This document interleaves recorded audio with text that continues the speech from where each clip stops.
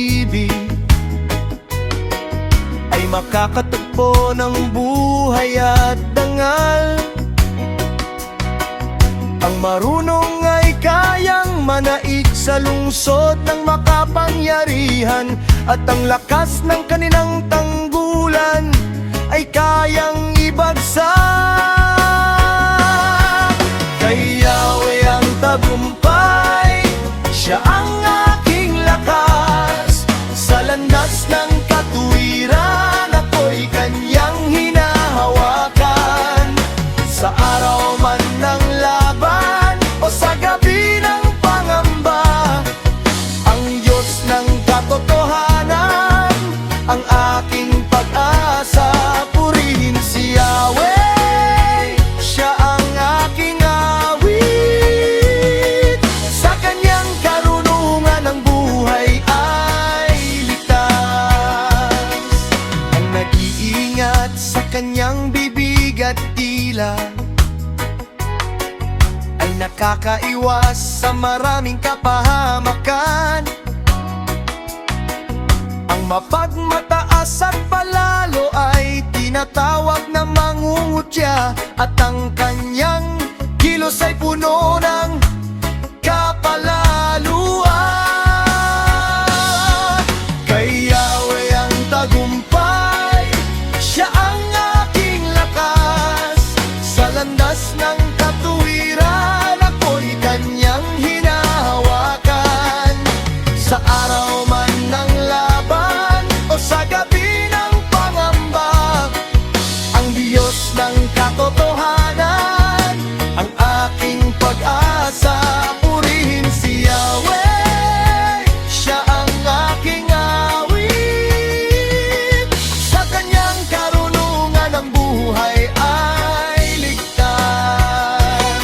Ang pagnanasa ng tamadang magdadala sa kanya sa kamatayan, sapagkat ayaw gumalaw ng kanyang mga kamay. Ang masamay laging nagnanais ng higit pa,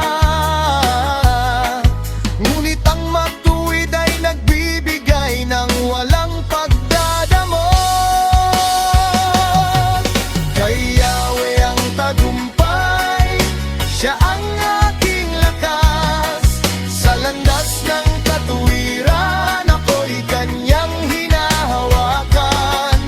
Sa araw man ng laban o sa gabi ng pangamba, ang Diyos ng katotohanan ang aking pag-asa. Purihin si Yahweh, siya ang aking awit. Sa kanyang karunungan ang buhay ay ligtas. Ang handog ng masama ay kasuklam-suklam sa Diyos, lalo na kung ito'y ibinibigay na may masamang hangarin. Ang sinungaling na saksi ay mapapahamak, ngunit ang nakikinig sa katotohanan ay mananatili. Ang masama ay matigas ang mukha, ngunit ang matuwid ay matatag ang landas. Kay Yahweh ang tagumpay, siya ang aking lakas. Sa landas ng katuwiran, ako'y kanyang hinahawakan.